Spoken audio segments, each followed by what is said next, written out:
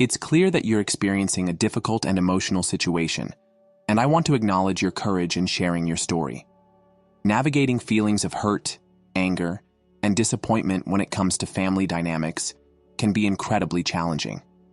Below, I've outlined some ideas and steps that may help you process your emotions and find ways to move forward. Your feelings of sadness, anger, and grief are completely valid. Being overlooked or feeling dismissed by family members is painful, especially on significant occasions like your birthday. Instead of trying to suppress these emotions, take time to sit with them. Journaling, talking to a trusted friend, or even just finding a quiet place to reflect can help you better understand what you're feeling. While it may not excuse their behavior, it can be helpful to consider possible reasons for your family's actions. Sometimes people get caught up in their own lives, stress, or emotions, without realizing the impact on others. Your family might not have meant to hurt you intentionally, but their actions still caused pain. When you feel ready, consider having an honest conversation with your family. Choose a calm and appropriate time when emotions aren't running high. Express your feelings without assigning blame. For example, you might say, "It really hurt me when my birthday was overlooked while so much effort went into Emily's celebration. I felt invisible and unimportant. I just want to share how that made me feel because I care about our relationship." Approaching the conversation calmly and focusing on how you feel, rather than accusing them, can encourage understanding and healing. It's important to recognize that your feelings matter and that setting boundaries is okay. If you need space from family interactions that make you feel unappreciated, that's a valid choice. Boundaries can help you protect your emotional well-being while giving your family a chance to reflect on their behavior. It's wonderful that you sought refuge at your best friend's house. Trusted friends can provide the understanding and validation that might be lacking elsewhere. Continue to nurture those relationships. Surrounding yourself with people who respect and care about you is vital during challenging times. Be kind to yourself. Remind yourself that your worth is not determined by how others treat you. Engage in activities that bring you joy and help you feel grounded, whether that's spending time outdoors, pursuing creative hobbies, or practicing mindfulness. If your birthday went unacknowledged, consider planning your own celebration, even if it's something small. Treat yourself to something special, or gather with friends who appreciate you. Reclaiming the joy of your birthday on your terms can be empowering. Holding on to anger can be toxic over time. Consider practices like journaling, therapy, or meditation to help process and release resentment. Forgiveness doesn't mean condoning hurtful behavior, but rather freeing yourself from the emotional burden it creates. If the hurt and anger persist, or if family dynamics continue to affect your mental well-being, seeking guidance from a therapist or counselor can be immensely helpful. They can offer strategies tailored to your situation and provide an unbiased space to work through your feelings. It's important to remember that healing takes time. Some wounds heal faster than others, and that's okay. As you work through these emotions, focus on building a life filled with meaningful connections, self-love, and personal growth. Lastly, remember that your feelings are important and deserving of acknowledgement. You have the strength to process this pain and come out stronger, with a deeper understanding of yourself and your relationships. Keep seeking joy, connection, and peace, because you deserve all of those things. My whole life, I felt like a second-class citizen in my own home. I'm Sarah, and I'm 18. It's hard to explain, but it always felt like my younger sister Emily was the golden child, while I was, well, just there. No matter what I did, it never seemed to be enough. When I was 16, I discovered my passion for painting. I spent hours working on a piece for a local art competition, proud of what I had created. Excitedly, I showed it to my parents. My mom's reaction? Well, it's not exactly a masterpiece, is it? No encouragement, just a put-down. Emily gave a half-hearted compliment before turning back to her homework. My dad didn't even glance at it. He was too busy watching Emily's latest dance video. Then there was the time I got really sick. I spent days in bed, feeling miserable, but my parents were too occupied with Emily's performance rehearsal to check on me. I lay there, listening to them discuss her costume and travel plans, feeling completely forgotten. Emily stopped by my room briefly to say, "Hope you feel better," before heading out with her friends. The worst part was that Emily never seemed to appreciate anything I did for her. I tried to bond with her over movies and books, but she was never interested. Whenever she talked about her latest adventures, she never asked how my day had been. I was just a background character in her life. My 18th birthday was 2 days ago. Emily's birthday is the day after mine, so our family always celebrated together. Every year, it felt like my birthday was absorbed into hers. This year, I wanted something different. A simple dinner with close friends and family at a nice restaurant. I carefully picked a cozy bistro and even double-checked the reservation. My parents reassured me that they would be there. The evening of my birthday, I dressed up in a navy blue dress that made me feel confident. I was ready by 6:30, waiting excitedly. By 7 now, I arrived at the restaurant, expecting to see my family there. Instead, I found myself sitting alone. I checked my phone. No messages, no missed calls. My excitement slowly turned into unease.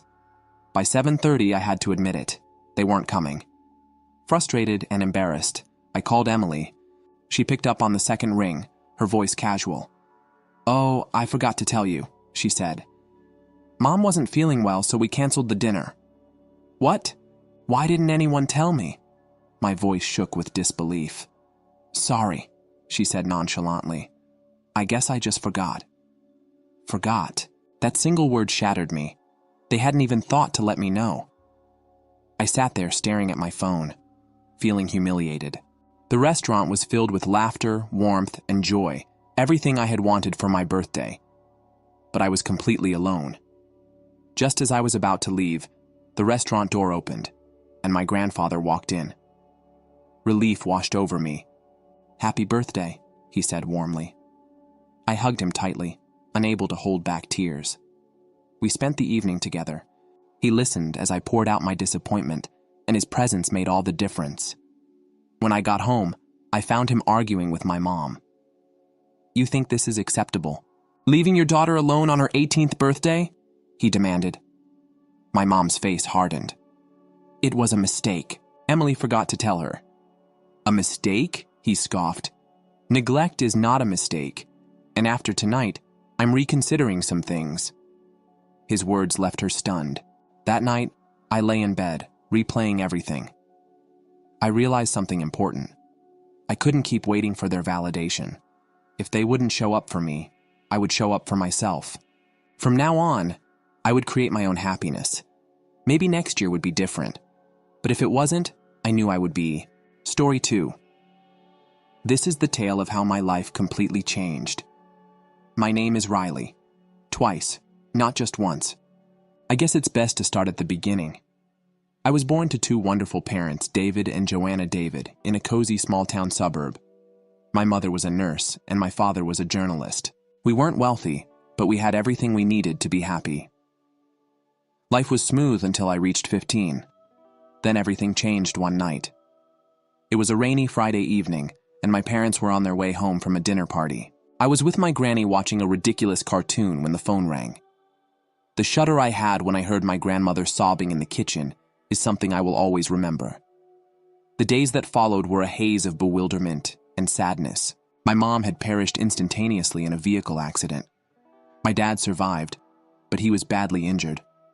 When I eventually saw Dad in the hospital, he looked like a completely different person. His legs were crushed, and the doctors told us he would never walk again. "I'm so sorry, sweetie," he whispered as I took his hand. "I'm very sorry." Why he was apologizing was beyond me. It wasn't his fault. Later, I realized he was apologizing for how our lives had changed, for the hard times we'd face, for the mother I had lost, and for the father he thought he could no longer be. But my dad, David, was a lot stronger than he gave himself credit for. He threw himself into his work after leaving the hospital and getting used to using a wheelchair. He dedicated all of his energy to his work as an editor for a major city newspaper because he had always been a gifted writer. Dad made sure I had everything I needed as I got older. He urged me to live my life as normally as possible, establish friends, and join clubs. But the reality was, I liked spending time with him the most. We watched old movies, debated over books, and he'd help me with my homework whenever I needed it. When it was time for college, Dad demanded I move away to school. "You must broaden your horizons, child," he added. "Don't be concerned about me. I'll be all right. Despite my hesitation, I felt in my heart that he was correct, so I went to the State University of New York and studied accounting. I met Emma there, and she ended up becoming my best friend. I got to know Michael, her cousin.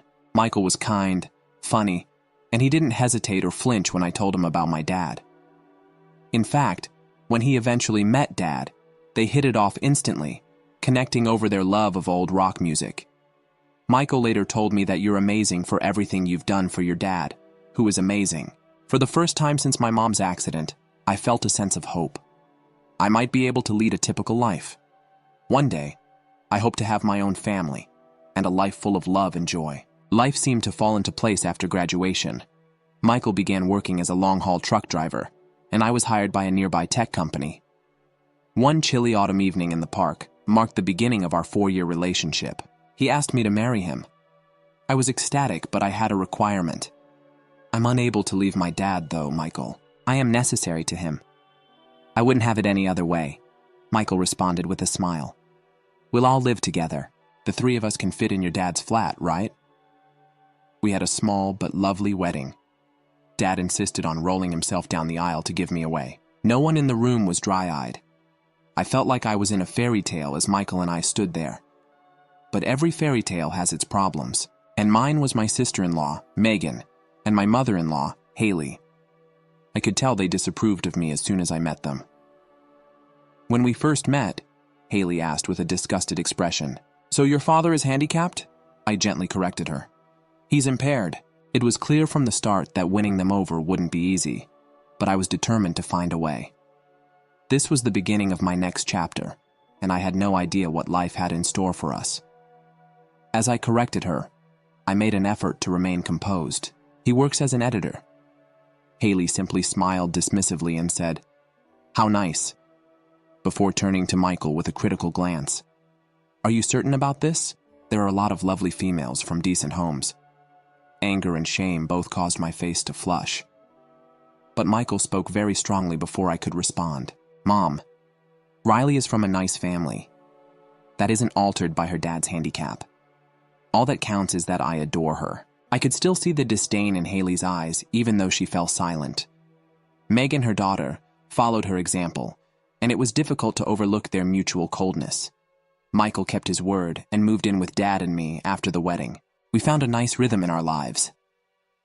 While Michael was out driving large distances, sometimes for days at a time, I worked at the tax office. We'd enjoy supper together as a family, but if Haley and Megan arrived, everything felt different. They hardly acknowledged Dad's presence, acting as though they owned our house. One time I overheard Haley chatting to Megan. Michael could have done so much better, which is very unfortunate. He is now forced to live with this daughter and her father, who is disabled. Can you picture the genes if they have children? Despite my anger, I restrained myself for Michael's benefit. I was getting tired of reminding myself to preserve the peace. I finally lost my composure one evening, following yet another uncomfortable visit from Haley and Megan. Michael discovered me crying in our bedroom after I had sobbed there. "Hey, what's wrong?" he said as he put his arms around me. "It's your mother and sister," and I cried. "They despise me. They believe that because of Dad, I am unworthy of you." Michael's expression darkened. "That is absurd. I now consider you and your father to be family. It is their issue, not ours, if they are unable to accept that." His words provided me peace. However, I secretly thought that the tension with Haley and Megan was just getting started. As the months passed, as his trucking business took off, Michael found himself traveling more frequently, occasionally making cross-country trips. I remained busy at the tax office and spent my nights with my dad, who was always there to keep me company, even though I missed him while he was gone. I was helping Dad get ready for bed one cool autumn evening when Michael called. His voice was excited, and I could hear it. "I've been thinking, Riley," he said. "What are your thoughts on purchasing a townhouse? Your dad could spend more time outside and get around more easily in his wheelchair. You might also have a garden, something to occupy your time while I'm traveling." I thought the concept was fantastic, and when I asked Dad, I put the phone on speaker. His eyes glowed. "I'd like a garden," he said, "and going outdoors would be simpler." In the weeks that followed, A decision was made. We poured ourselves into looking for a house. We finally located the ideal location after much hunting. A large townhouse with a beautiful backyard, wide doorways, and a roll-in shower for Dad. Although taking out a mortgage was frightening, we were able to make ends meet with the help of my job, Michael's income, and the rent from Dad's previous apartment. We moved in on a gorgeous spring Sunday. Dad's expression when he wheeled himself onto our new patio is something I will always remember. "This is ideal, my love." His eyes were cloudy with emotion as he spoke. "Thank you." We made the property seem like home over the course of the following several months. I started a small vegetable garden, and Dad loved spending time outside, soaking up the sun and fresh air. It was quiet, almost perfect. To celebrate, we decided to hold a housewarming party. We invited friends, colleagues, and yes, even Haley and Megan. Until they came fashionably late as usual, the party was fun and vibrant. They strolled in, peering about with thinly veiled jealousy. I made an effort to ignore it, determined to enjoy the day as we toured them about the house. Haley seems to be thinking carefully, weighing each aspect. She smiled mischievously at me as we arrived at the main bedroom. "You know, Riley," she said in a low voice, "Michael and I would feel very comfortable in this room. Would you mind putting her father in a nursing home? I may then take up residence here." Her words hit me like a slap. Stunned, I stood there. I felt a surge of anger. I wanted to yell at her, to let her know that we created this life together and that my dad was my family. But I took a big breath and held my calm. "Haley, my father isn't leaving." Silently but forcefully, I said. "He also calls this place home." Haley's face twisted with annoyance, but I didn't care. I walked out, left her standing there, and joined Michael, who was laughing with Dad in the backyard. I was reminded of what really mattered when I saw them content and at ease. I knew I had my family, even when Haley tried to get in the way. My husband, my father, and a strong, love-filled life without anyone. I couldn't let Haley take that away from me, that I had a slap-like feeling. "I'm sorry," I managed to say, still in amazement. "Oh, don't seem so astonished," Haley answered coldly. "Your dad isn't feeling well. He's not a whole person anymore, is he? All this luxury is not necessary for him. A nursing home would be more than adequate for someone in his condition." Before I had a chance to reply, Haley went directly to the terrace, where her father was having a conversation with some visitors. She seized his wheelchair's handlebars and began pushing him in the direction of the driveway, which horrified me. "Haley." I ran after her and yelled, "If you refuse to go to a nursing home, what are you doing?" "He can stay outside," she sneered. "I take it you wanted that? For him to be outside?" I was trembling with incredulity and rage. Fortunately, Michael heard the noise and rushed to the scene. As he absorbed the image, his cheeks flushed with rage. "What the devil are you doing, Mom?" he shouted. "Now let go of David's chair." Haley looked shocked. I was surprised by Michael's tone, but I was simply, "Honey, I'd rather not hear it." Michael forcibly interrupted her. "Megan and you must go now." Michael apologized again to my father and to me after they departed. "I'm so sorry," he murmured, his voice trembling. I didn't know she was going to do that. I apologized sincerely. Dad warmly caressed Michael's hand as he reached out. "Son, it's not your fault," he remarked politely. "Some folks simply don't get it." From that day on, things changed. Haley and Megan kept their distance, which suited me just fine. In order to help pay for a new home, Michael took on additional long-distance routes and concentrated even more on his work. I divided my days between taking care of Dad, running our house, and working at the tax office. Years passed by in a flash. The routine of life became comfortable and predictable. We were a happy little family when Michael was home, but he was frequently away on the road. As his health held steady, Dad liked to spend his days in the garden or at home working on his editing. We seemed to have reached some sort of tranquility for a time. Then I received the call that completely upended my world. I was at work when my phone rang and I heard a voice I didn't recognize. "This is Highway Patrol Officer Andrew, Mrs. Walker." My heart fell. Indeed. I had a hard time spreading the news. "I regret to notify you that Michael Walker, your spouse, was involved in a serious accident." The remainder of the talk was a haze. Though they hardly registered, phrases like "head-on collision" and "didn't make it" wafted through the air. As the truth gradually set in, I recall numbly thanking the officer and hanging up the phone. Michael had left. The next week was a cloud of sadness and bewilderment. As if it were automatic, I went through the steps of organizing the funeral. Barely understanding what was happening around me. I finally summoned the bravery to call Haley the day before the funeral. I was certain that I should be the one to inform her of her son's passing, rather than a newspaper. "Hello, Haley," sharp voice responded. "It's Riley, Haley." With a quivering voice I spoke. "It's about Michael. He's gone. An accident occurred." There was stillness on the other end for a while. Then Haley's voice came again, but this time it was angry. "You're to blame," she growled. "You made him work so hard driving that truck to pay for your lovely house. My son was slain by you." I was taken aback, unable to comprehend what she had said. "Haley, I save it," she snapped. "I'm counting on you to give him the finest funeral possible. However, don't count on us for anything. Your bed was prepared by you. Lay in it now." She hung up after saying that. I stood there gazing at the phone, tears flowing down my cheeks. How could she be so cruel? How could she say that I was to blame? I was shocked by what I had just heard. The day of Michael's funeral was chilly and wet, mirroring the weight in my heart. The church was full. Michael had been much liked, and it felt like half the village had come to pay their respects. However, when I turned to glance around, I saw that Megan and Haley were not present. They hadn't even turned up for Michael's burial. People were lining up to offer condolences, but they couldn't be bothered with their own brother and son. Dad grabbed my hand and squeezed it. He said, "It's their loss, sweetie. We'll work through this together, because we're family." We felt the weight of the day as we made our way home after the ceremony. But as we pulled into our driveway, something seemed strange. The lights were on in the home, which was weird because I was sure I had turned them off before leaving for the church. A terrible feeling fell in my stomach as I parked the car, and Dad and I exchanged worrisome glances. The living room was a mess when we walked in. Some of our possessions were strewn all over the floor, and doors were open. I swiftly strolled around the home, examining each room.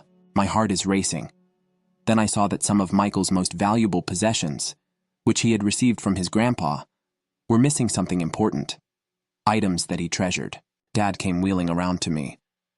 His face lit up with worry. "This wasn't your typical break-in, Riley." Silently, he said. Just then, a stunning insight hit me. I recalled Haley's stern remarks from our phone call. Could she have done this out of spite? Before we departed, I was certain that I had turned everything off. I saw the lights were on as we came into the driveway. "Did you have any lights on, Dad?" I frowned as I asked. He gave a head shake. "No, I don't believe that." As we drew closer, I observed activity within the home. My heart started thumping. On the day of Michael's burial, were we being robbed? I hurriedly assisted Dad in getting into his wheelchair and out of the car. My thoughts are racing. Do I need to call the police? However, I recognized the voices as we arrived at the front door. I recognized them, and a shiver went down my spine. Haley and Megan were in our living room, surrounded by boxes and furniture, as I pulled open the door. What the hell is going on here? I made a demand, putting aside my sorrow at this egregious infringement. Haley turned and gave me a phony, pitying grin. "We're only helping you pack, Riley, sweetheart. After all, with Michael gone, you simply cannot afford to retain this home." I was flabbergasted, Megan piped in, her voice sickeningly lovely. "Don't worry. Return to your father's apartment, please. It's comfy." I could sense my temper rising. "Get out," I remarked, my voice low and menacing. "Leave my residence immediately." In fact, Haley appeared insulted. "Riley, this house is ours now. Michael's entire property does. After all, they were his family. You are like hell." I blew up. "Today, where were you?" "At his funeral." "Oh, yes, exactly. You couldn't even bother to show up." Dismissively, Haley waved her hand. "We were occupied with planning. Be a nice girl now and begin packing. We're going to get together tomorrow." What I was hearing was unbelievable. Not a single tear had been shed for Michael by these women, had not gone to his funeral at all, and now they were trying to take over our home. "I'm going to call the cops." Taking out my phone, I said. Megan and Haley looked at each other anxiously. Obviously, they hadn't anticipated my retaliation. Haley began, "Now, Riley." But I interrupted her. "No, before I call the police, you have precisely 15 minutes to leave my house. I call this place home. I purchased it with Michael. You're not entitled to be here." Perhaps it was the fire in my eyes or the resolve in my voice. However, it appeared that Haley and Megan finally recognized when they had gone too far. After gathering their belongings, they departed, but not before Haley sneered at me. "Riley, this isn't over. You will hear from our attorneys." After Michael's funeral, the days were a haze of sadness, worry, and never-ending paperwork. In part to keep myself occupied, and in part to avoid Haley and Megan stealing anything that wasn't theirs, I plunged myself into running Michael's affairs. A week after the funeral, I received a call from a local law firm. As I responded, my pulse raced, fearing that Haley was fulfilling her threat. "Mrs. Walker," a clear, professional voice greeted me. "James from James & Partners is here. I'm calling about your late husband's will." I experienced a glimmer of optimism. "His will? I had no idea he had one." "Indeed, ma'am. Mr. Walker came to see us about 5 months ago. He asked us to get in touch with you in case he died. I scheduled an appointment for the next day. My thoughts are racing. Why hadn't Michael mentioned this to me? What was meant by it?" I wheeled Dad into Mr. James's office the next morning. The lawyer welcomed us kindly. The corners of his gentle eyes wrinkle. "Mrs. Walker. Mr. David, thank you for coming. I'm terribly sad for your loss." As I said, he opened a file on his desk. "Your husband came to see us to draft as well. He was very clear about his wishes." As Mr. James started reading, I held my breath. "Being of sound mind, I, Michael Walker, now give my beloved wife, Riley Walker, all of my material belongings." Dad's hold on my hand tightened as I gasped. Mr. James said, "This includes our home, my truck, and all our savings. It is my intention that Riley use these riches to care for herself and her father, David. David, whom I have come to love as my own." Even from beyond the dead, tears fall down my cheeks. We had Michael looking after us. "There's more," Mr. James remarked gently. He handed me an envelope. "Mr. Walker's hands were trembling as he left you a letter." I started reading once I opened the envelope. "My dearest Riley, if you're reading this, it means I'm gone. I really apologize for abandoning you and David. Please know that you both are the best thing that ever happened to me. I made this will since I am aware of my sister's and mother's personalities. I needed to make sure that you and David would be safe, but I didn't want to worry you. Riley, I'm confident you'll be resilient. Look out for one another, and never forget that my spirit will always remain with you. Love always. Michael." By the time I finished reading, I was weeping, squeezing Dad's hand firmly. Knowing exactly what Haley and Megan may try to do, Michael had considered every possible way to keep us safe. Even though he was gone, he had made sure we would be safe. I had a newfound sense of strength that evening. I had the strength to confront whatever could happen, and whatever Haley and Megan did next because of Michael's love and preparation. I was certain that I had a strong base and the resolve to stick with it. I would respect Michael's memory by preserving the home we had made together, clinging on the love and family he left me. The final sentences of Michael's letter struck a deep chord with me. "Riley, you and David are my true family, not them. Look out for one another. Live life to the fullest. And know that I'll be keeping an eye on you two at all times. All my love, Michael." I clutched the letter to my chest and started crying, a mixture of thankfulness and agony. As if to comfort me that we will overcome this together, Dad patted my arm while crying into his worn palm. Mr. James paused to allow us to gather our thoughts before continuing. "There's one more item, Mrs. Walker. Due to the accident's conditions, the insurance company will pay out the whole policy amount for your husband's truck." Still sniffling, I looked up, trying to take in what he had said. "What does that signify?" Mr. James smiled slightly, comfortingly. "It indicates that you will get a sizable payment, sufficient to cover your mortgage and other expenses." A burden was removed from my shoulders as we walked out of the attorney's office. Even without him, Michael had ensured our safety. He had considered every possibility. As soon as we entered our driveway, on the street, I spotted a car I knew. When I saw Haley's svelte sedan, my heart fell. "Oh no," I mumbled. fearing what may come next. On our front porch, Haley and Megan were indeed waiting. But this time I wasn't frightened. I had Michael's letter in my pocket and the strength of his love filling my heart as we approached. The tone of Haley's voice became phonily sweet. "Riley," she said, "we must discuss Michael's estate." I straightened up and looked her in the eye. "Haley, no, we don't. I was left everything by Michael. Everything is official and lawful. Are you curious as to why? Because we, not you, were his true family." I firmly gestured in the direction of the street. "Please go now. You're trespassing on my property." Haley was silent for once. With a final scathing stare, they got into their car and sped off, while Megan pulled at her arm and spoke passionately. In the weeks that followed, I was very busy taking care of Michael's affairs. I'm thankful for the diversion from my sorrow. As Mr. James had stated, the insurance payoff came in time to pay off our mortgage and still had money left over. While going through Michael's desk one afternoon, I found a little notepad with his signature handwriting in it. He had jotted down his ideas and aspirations for our future together in this sort of diary. I was inspired to create a college fund for our future children after reading one of the entries. I want to make sure kids get the finest start in life. As I read those lines, my heart tightened. We discussed starting a family eventually, but we had made the decision to put it off until we were in a better financial position. I now experienced a new wave of pain as I read of Michael's personal aspirations. "Oh, Michael," I whispered, holding the notebook close. I couldn't sleep that night since we had so many plans. Haunted by memories and thoughts of the future we would never have, I tossed and turned. When I finally drifted off, I dreamed of Michael. He was there, smiling and stretching out his hand to me. "It's okay, Riley," he said softly. In my dream, "Everything's going to be all fine." I felt different when I woke up the next morning. I couldn't exactly understand it, but something in me had moved. As I got ready for work, a wave of nausea overtook me, and I barely made it to the restroom in time. I initially believed it was simply the effects of my sadness, but when the morning sickness lingered in the days that followed, a reality began to dawn on me. Could it be?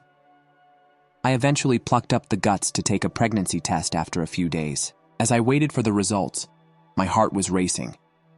When the two little lines appeared, I covered my mouth in shock. Overwhelmed with emotion, it was Michael's child that I was carrying.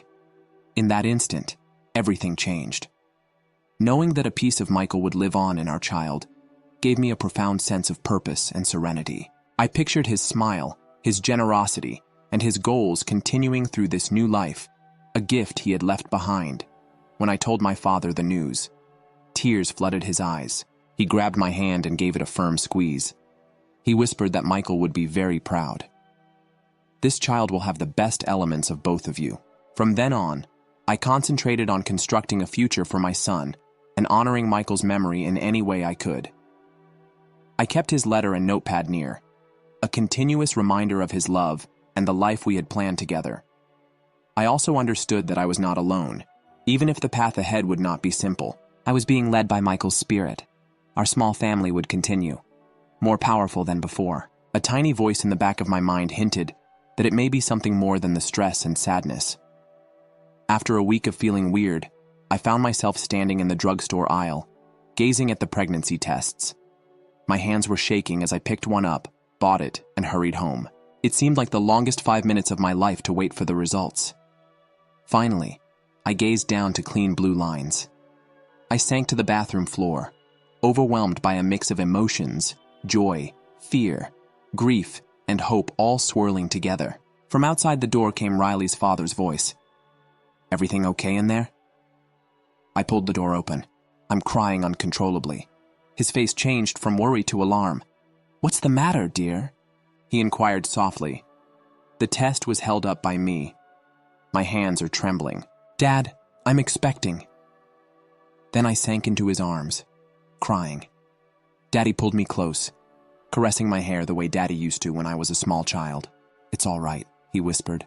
"Everything will work out. Riley, you're not alone. As well as this infant. This infant is a present, a lasting fragment of Michael." His remarks affected me profoundly. Michael was a part of this baby, a continuance of our love. The terror inside me began to diminish, replaced by a resolve I had never experienced before.